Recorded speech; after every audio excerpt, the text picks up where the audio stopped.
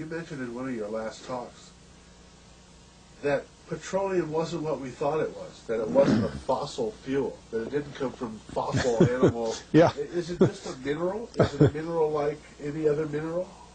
Is that how it, what would you say? How did it, what's the origin of You see, petroleum?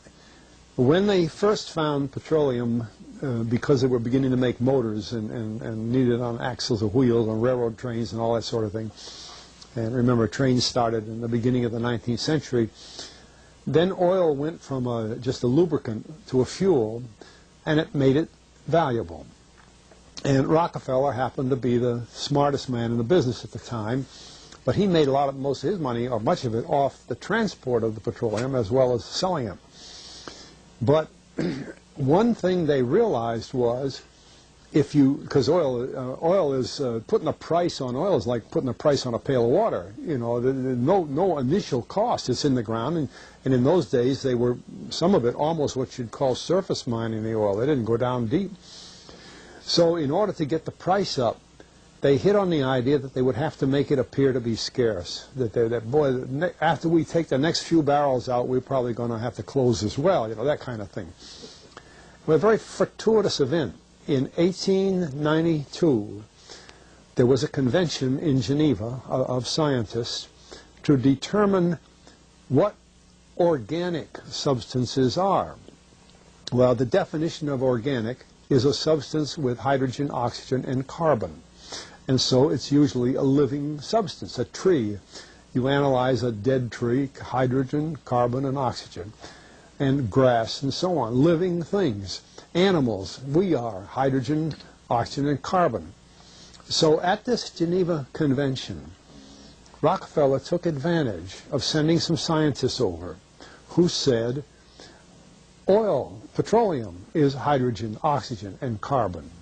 Therefore, it must be derived from the spoiling, the rotting of formerly living matter. And playing the game properly, when this scientific convention was over, they defined oil as the residue from formerly living matter. Well, that makes it a fossil fuel. I don't know why they decided to use the word fossil, but it says formerly living matter is fossil. Well, of course, today, and another thing we should know is that there has never been a fossil, a real fossil, found below 16,000 feet. And you can't argue at 16,000 there's a level line, because someplace the ground sinks and so on. But 16 is what the scientists say, 16,000. We mine oil, or we drill for oil, at 30,000, 33,000, 28,000 every day of the week. So right there we rule it out that it isn't fossil fuel. It's called fossil fuel for the minds of the public to feel that it is an asset that is running out, being depleted. We talk about depletion allowance, which is a lot of, you know. And actually, if you know the world's oil supply, you know that it is not going to run out for an awfully long time. It is the second most prevalent liquid on Earth. And we haven't begun to dig. Well, with all that background, you see, the people in charge of the petroleum business, for perfectly reasonable business things, like any other man in the business, wants to keep his price as high as he can get away with.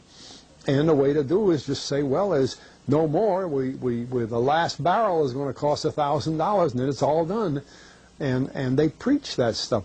What bothers me is that in geology books, it's in there. The geologists say it's a fossil fuel. Somehow they've been bought. I mean, I went to a 4-year federal staff energy seminar run by the government of the United States during the so-called energy crisis. I was the participant that represented the railroad industry. The airline industry was there. Every AA, administrative assistant of senators and congressmen, was there. The CIA was there, the Defense Department was there, the State Department was there. Sometimes sitting right in front of me in the row would be Henry Kissinger with his friend, the head of Department of Defense, That's too bad. I can't put the names with them. But anyway, people like that, top men in the government, sitting there listening to the Federal Staff Energy Seminar. Well, what this was doing is for 4 years, they were teaching a propaganda line to the leading people in this country, and therefore to the leading people in the world, when you include the Kissinger and Schlesinger, among others. And the object of it was, as Kissinger used in his own terms when it was time for him to speak, to create a world price for oil. In other words, not 30 cents a gallon here and 90 cents a gallon there, but let's get a world price. That's their goal, and they're trying to do that for wheat and everything else. We don't realize what the controls are, whether it's oil or some of these other things. Almost everything today is being categorized at the highest price they can possibly make it go. And so calling petroleum a fossil fuel is the basis for this system with respect to petroleum. And I don't know if the name Arthur Kantrowitz rings any bell. Arthur Kantrowitz is the head of the Kantrowitz Labs set up by the Avco company near Boston, scientific laboratories. And a great man in the scientific world. And Kantrowitz and I were sitting at a table at this seminar once, and the table happened to be all young college grad, PhD geologists.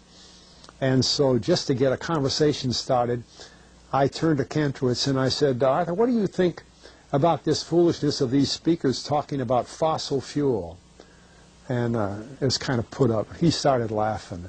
He said, you know, that gets me. He says, I don't have a geology degree, but he had 1,000 other degrees. And he said, I don't understand. He said, you'd think that these heads, these other fellows at the table, we did it on purpose, start listening, you know. And he asked, he said, are you gentlemen, he says, you're here at the meeting, are you gentlemen by any chance geologists? And one fellow, yes, I am. And the other, yeah. He said, well, why don't you tell me? He said, why is oil, you know, and he went on like that. We brought the house down because nobody could argue with Kantrowitz. He like Einstein. People aren't going to, and he told them right there, he said, just drop it. But it's in all the books and in all the papers. But it started from that strange meeting in 1892, a scientific convention. I have a big, thick scientific encyclopedia put out by the Van Oosteren Company that's about, 15 years old now, but it has the whole story of the conference. It doesn't have the Rockefeller part, but it has the whole story of how they straightened out organic chemicals and how it was all figured, and they've got petroleum right in there. Amazing. Amazing. So these aren't accidental things, you see. There's a dollar sign behind almost everything. Okay.